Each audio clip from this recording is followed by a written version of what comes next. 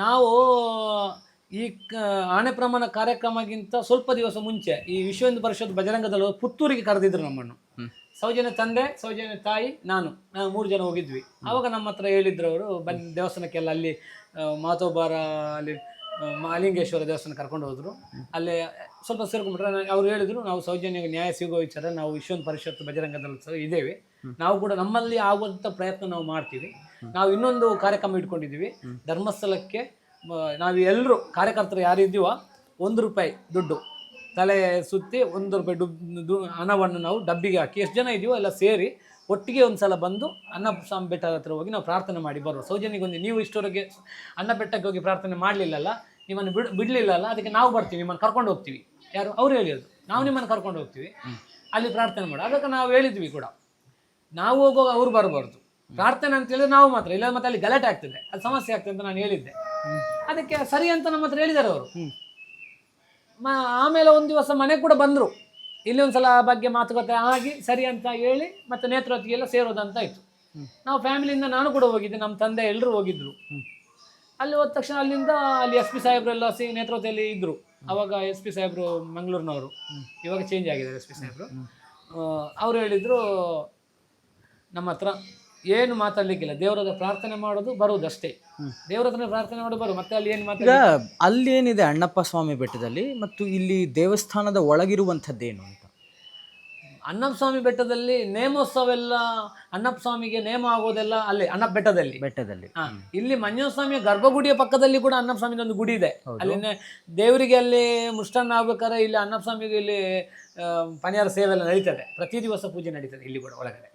ಆದ್ರೆ ನೇಮೋತ್ಸವ ಎಲ್ಲ ನಡೆಯುವಂತ ಅಣ್ಣಪ್ಪ ಬೆಟ್ಟದಲ್ಲಿ, ಇಲ್ಲಿ ಆಗೋದಿಲ್ಲ, ದೇವಸ್ಥಾನ ಒಳಗಡೆ ಬರೋದಿಲ್ಲ. ಇಲ್ಲಿ ಉತ್ಸವ ಕಾರ್ಯಗಳು ಮಂಜುನಾಥ ಸ್ವಾಮಿಗೆ ಅಮ್ಮನವರಿಗೆಲ್ಲ ನಡೆಯುವಂಥದ್ದು. ಹಾಗೆ SP ಅವರು ಮಾತ್ರ ಹೇಳಿದ್ರು, ಯಾರು ಮಾತಾಡ್ಲಿಕ್ಕಿಲ್ಲ, ಅಲ್ಲಿ ಪ್ರಾರ್ಥನೆ ಮಾಡಿ ಬರೋದು, ನೀವು ಬಂದಾಗ ಅವ್ರ ಪಾರ್ಟಿ ಬರ್ಲಿಕ್ಕಿಲ್ಲ ಅಂತ ಹೇಳಿದ್ರು. ಸರಿ, ನಾವು ಒಪ್ಕೊಂಡ್ವಿ, ಸರಿ ನಾವೇನು ಮಾತಾಡೋದಿಲ್ಲ ಅಂತ. ಧರ್ಮಸ್ಥಳ ದ್ವಾರದ ಹತ್ರ ಬರಬೇಕಾದ್ರೆ ಅಲ್ಲಿಂದ ಒಂದು 2-3 ಸಾವಿರ ಜನ ಅವ್ರ ಕೆಲಸದವರನ್ನೇ ನಿಲ್ಲಿಸಿದ್ರು. ಆಟೋ ಡ್ರೈವರ್ಸು, ಅಲ್ಲಿ ಗ್ರಾಮಾಭಿವೃದ್ಧಿ ಇಲಾಖೆಯವರು, ಮತ್ತು ಅವರ ರೂಮ್ ಬಾಯ್ಸ್, ಅನ್ನಪೂರ್ಣ ಛತ್ರದವರು, ತೋಟದ ಕೆಲಸದವರು ಎಲ್ಲರನ್ನೂ ಜನ ಸೇರಿಸ್ಬಿಟ್ರು ಅವರು ಧರ್ಮಸ್ಥಳ ಕಡೆಯಿಂದ. ಇಲ್ಲಿ ಹೋದಾಗ ಇವರು ಭಗವಧ್ವಜ ಎಲ್ಲ ಕೈಯಲ್ಲಿ ಹಿಡ್ಕೊಂಡ್ಬಿಟ್ಟಿದ್ರು. ಯಾರು? ನಮ್ಮ ಬಜರಂಗ ವಿಶ್ವ ಹಿಂದೂ ಪರಿಷತ್. ಅಲ್ಲಿ ಹೋದಾಗ ಒಳಗೆ ಬಿಡಲೇ ಇಲ್ಲ ಭಗವಧ್ವಜವನ್ನು. ಏಕೆ? ದ್ವಾರದೊಳಗೆ ಭಗವಧ್ವಜ ತಗೊಂಡು ಹೋಗ್ಲೇಬಾರ್ದು ಅಂತೇಳಿ. ಈಗ ಅವರಿಗೆ ಬಜರಂಗದ ವಿಶ್ವ ಹಿಂದೂ ಎಲ್ಲ ಬೇಕು ಇವರಿಗೆ, ಆದರೆ ಭಗವಧ್ವಜ ತಗೊಂಡು ಹೋಗ್ಲಿಕ್ಕೆ ಬಿಡಲಿಲ್ಲ. ಆದಾಗ ಇವರು ಅಂದರೆ ಇವರೆಲ್ಲ ಸಟ್ಟಿಂಗ್ ಆಗಿದ್ದು ನನಗೆ ಅನ್ಸುತ್ತೆ ಸರ್. ವಿಶ್ವ ಹಿಂದೂ ಪರಿಷತ್ ಬಜರಂಗ ಏನೋ ನಮ್ಮನ್ನು ಮಂಗ ಮಾಡುವಂಥ ಇದು ಮಾಡಿದ್ದಾರೆ ಅವರು. ನಾವು ಹೇಳಿದ್ವಿ, ಎದುರುಗಡೆ ಆದರೂ ಪ್ರಮಾಣ ಮಾಡೋದಾದರೆ ಪ್ರಮಾಣಕ್ಕೆ ನಾವು ರೆಡಿಯಾಗಿ ಬರ್ತೀವಿ, ಇಲ್ಲದ್ರ ಪ್ರಾರ್ಥನೆ ಅಂತ ಹೇಳಿದ್ರೆ ನಾವು ಮಾತ್ರ ಪ್ರಾರ್ಥನೆ ಮಾಡು, ಮತ್ತೆ ನಮ್ಮೊಟ್ಟಿಗೆ ಅವ್ರು ಬರಲಿಕ್ಕಿಲ್ಲ, ಇಲ್ಲ ಆಗಿ ಬರೋದಿಲ್ಲ ಅಂತ ಹೇಳಿದರು. ಅಲ್ಲಿ ಹೋದ ತಕ್ಷಣ ಅಲ್ಲಿ ಅವ್ರು ಗಲಾಟೆ ಮಾಡಿದರು, ಬಿಡೋದಿಲ್ಲ ಅಂತೇಳಿ. ಯಾವುದೊಂಥರ ಒಂದು ನಾಟಕ ಅದು.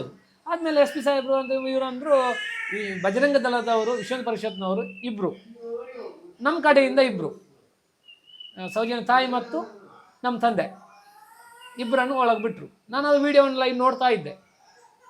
ಇವರು ಬಂದು ಕೈ ಮುಗಿದ್ರು, ಪ್ರಾರ್ಥನೆ ಮಾಡ್ಕೊಂಡಿದ್ರು. ಅಷ್ಟೊತ್ತನೇ ಅವರನ್ನು ತರಿಸಿದ್ರು. ಅಲ್ಲಿ ಒಬ್ಬ ಸರ್ಕಲ್ ಇನ್ಸ್ಪೆಕ್ಟರ್ ಇದ್ದರು, ಅವ್ರ ಹತ್ರ ಅಲ್ಲಿ ಒಬ್ಬ, ಅವನು ಯಾರು ಈಗ ನೆನಪು ಬರ್ತಾರೆ, ವಿಡಿಯೋದಲ್ಲಿ ನೋಡಿದ್ದೇನೆ. ಒಬ್ಬ ಏನೋ ಒಂದು ಗುಟ್ಟಲ್ಲಿ ಹೇಳ್ತಾ ಇದ್ದ ಸರ್ಕಲ್ ಇನ್ಸ್ಪೆಕ್ಟರ್ ಹತ್ರ, ಇವ್ರು ಹೋಗ್ಬೇಕಾದ್ರೆ ಹತ್ರ ಅಲ್ಲಿ ನಿಲ್ಬೇಕಾದ್ರೆ.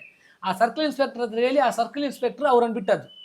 ಮಲ್ಲಿಕ್ ಜೈನ್, ಧೀರಜ್ ಜೈನ್, ಉದಯ್ ಜೈನ್ ಅಲ್ಲಿಗೆ ಇವು ಅಕ್ಕ ಇದ್ದ ಕಡೆಗೆ ನಿಲ್ಲಿಸಿ ಅವರೊಂದು ಅವ್ರದ್ದೇ ಒಂದು ಡ್ರಾಮಾ ಮಾಡ್ಲಿಕ್ಕೆ ಸ್ಟಾರ್ಟ್ ಮಾಡಿದರು. ಈಗ ಅಲ್ಲಿ ಆನೆ ಪ್ರಮಾಣ ಆದರೆ ತಪ್ಪಿತಸ್ತೆ ಇದ್ರೆ ಅವ ಸತ್ತೇ ಹೋಗ್ತಾನೆ, ಅಷ್ಟು ಪವರ್ಫುಲ್ ಅಲ್ಲಿ ಇದೆ ಧರ್ಮಸ್ಥಳ. ಇವಾಗ ಕೂಡ ಇದೆ, ಇಲ್ಲ ಅಂತ ನಾವು ಹೇಳ್ತಾ ಇಲ್ಲ, ನಮಗೆ ಅಷ್ಟು ಭಕ್ತಿ ಇದೆ. ಪ್ರತಿ ವರ್ಷ ನಾವು ನಾನು ಹುಟ್ಟ ಮುಂಚೆಯಿಂದ ಸಹ 2021 ತನಕ ಸಹ ಮಂಜುನಾಥ ಸ್ವಾಮಿಗೆ ಅಲ್ಲಿ ಬೆಳ್ಳಿ ರಥೋತ್ಸವ ಮಾಡಿಸ್ಕೊಂಡು ಬರ್ತಿದ್ವಿ. ಪ್ರತಿ ವರ್ಷ 1 ವರ್ಷ ತಪ್ಪದಾಗೆ ಮಾಡ್ತಿದ್ರು ನಮ್ಮ ತಂದೆ, ನನಗೆ ನೆನಪಿದೆ. ಅಂದರೆ ಅಷ್ಟು ನಮಗೆ ನಂಬಿಕೆ ಇಲ್ಲದೆ ನಾವು ಮಾಡ್ತೀವಿ ಸರ್. ಆಮೇಲೆ ಇವ್ರದ್ದೇನೋ ಒಂದು ನಾಟಕ ಸ್ಟಾರ್ಟ್ ಮಾಡ್ಕೊಂಡ್ಬಿಟ್ರೆ ಅಲ್ಲಿ, ನಮ್ಮ ಅಕ್ಕ ಏನು ಮಾಡಲಿಲ್ಲ ಅಂದರೆ ನಾವೇನು ಅದಕ್ಕೆ ರೆಡಿಯಾಗಿ ಹೋಗಿದ್ದಿಲ್ಲ. ಅದೇ ಆಯಿತು, ಇವ್ರು ಮಾಧ್ಯಮದವರೆಲ್ಲ ಸ್ಟಾರ್ಟ್ ಮಾಡೋದು, ಆನೆ ಪ್ರಮಾಣ ಮಾಡಿದ್ರು, ಕುಸುಮಾವತಿ ಓಡಿ ಹೋದ್ಲು, ಈ ಥರ ಪ್ರಚಾರ ಆಯಿತು.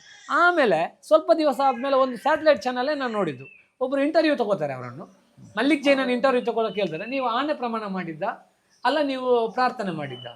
ನಾವು ಆನೆ ಪ್ರಮಾಣ ಅಂತ, ನೀವು ಧರ್ಮಸ್ಥಳ ಇರುವವರಲ್ಲ, ಧರ್ಮಸ್ಥಳ ದೇವಸ್ಥಾನ ಕಚೇರಿಯಲ್ಲಿ ಇರುವವರು. ಹೌದು, ಆನೆ ಪ್ರಮಾಣದ್ದು ವೈಖರಿ ಏನಂತ ನಿಮಗೆ ಗೊತ್ತುಂಟಲ್ಲ, ಅದರ ಕ್ರಮ ಯಾವ ಥರ ಇದೆ ಅಂತ ನಮಗಿಂತ ಜಾಸ್ತಿ ನಿಮಗೆ ಗೊತ್ತಿದೆ. ಹೌದು, ಹಾಗಾದರೆ ನೀವು ಅದನ್ನು ಆನೆ ಪ್ರಮಾಣ ಹೇಗೆ ಹೇಳ್ತೀರಿ?